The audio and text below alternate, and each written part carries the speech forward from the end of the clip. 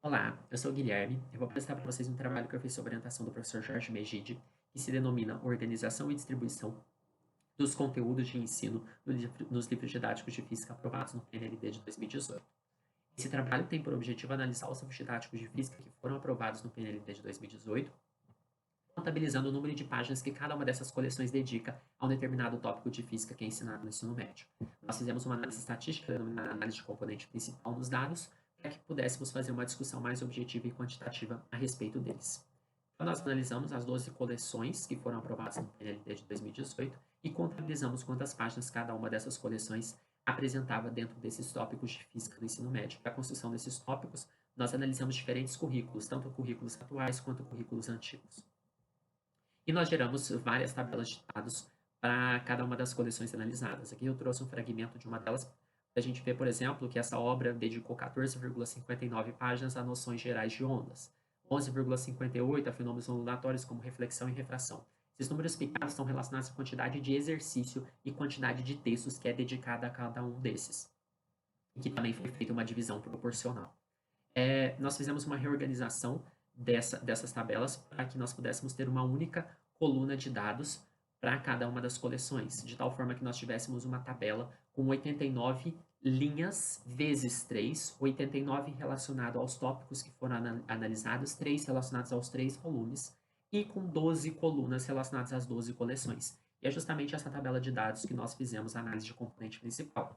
E o que essa análise de componente principal faz? Ela pega a minha matriz de dados X e tenta reduzir ela em espaços de dimensões menores, de tal forma que eles possam ser representados pelo produto de uma matriz T, que são as matrizes de score, que estão relacionadas com as amostras, isto é, a cada um dos tópicos que eu estou analisando, e o peso, a matriz P, que são as matrizes pesos, que estão relacionadas ao quanto cada um contribui para a formação dessa nova componente principal. E somado a eles tem uma matriz erro que eu quero que seja minimizada. Nós fizemos essa análise utilizando o ClusterVis, que está disponível online e é gratuito.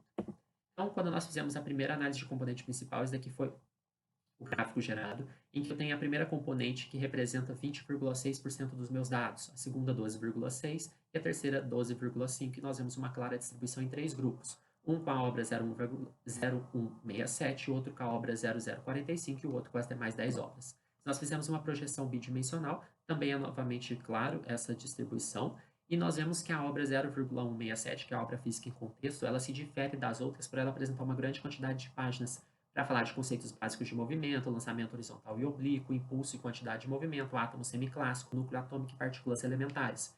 Além disso, ela é uma obra que dedica o volume 1 inteiro para a mecânica e metade do volume 2, o que diferencia das demais obras. E ela dedica física moderna, é um assunto exclusivo do terceiro, embora ela gaste 44% dele para falar de física moderna. Já a obra 0045, que é a obra Física, Contexto e Aplicação, ela se diferencia das demais por apresentar uma alta quantidade de páginas para falar de notação científica, hidrodinâmica, campo elétrico, mas ela, além disso, ela tem uma preocupação em apresentar a física moderna nos três livros. Ela apresenta partículas elementares no livro do primeiro, dualidade onda-partícula logo no livro do segundo, entre outros tópicos. Isolando essas duas obras, nós fizemos uma nova PCA nesse conjunto de obras e nós vemos uma distribuição em dois grupos, um grupo com a maioria das obras e o outro grupo com a obra 0,118. Essa obra, a Física, Interação e Tecnologia, ela se difere dessas demais, desse grupo, por apresentar uma alta quantidade de páginas para falar de trabalho, potência mecânica, impulso, quantidade de movimento, equilíbrio de ponto material, espelho esférico. Fazendo uma nova PCA entre essas obras desse grupo maior, a gente vê que eles estão apresentados em uma distribuição randômica entre essas componentes, o único agrupamento possível de ser feito entre essas três obras, mas para destacar a semelhança entre elas e não uma diferenciação. Se dessa forma, a gente conclui que, de modo geral, a maioria das obras ainda obedece uma estrutura tradicional semelhante aos livros da década de 90, e muitos dos livros aparentam que foram feitas simplesmente adequações para que eles fossem aprovados no PNLD. Os livros que se diferem do conjunto das demais obras aprovadas se diferem por pequenos tópicos, como mecânica no volume 2 ou abordar física moderna ao longo dos 3 volumes.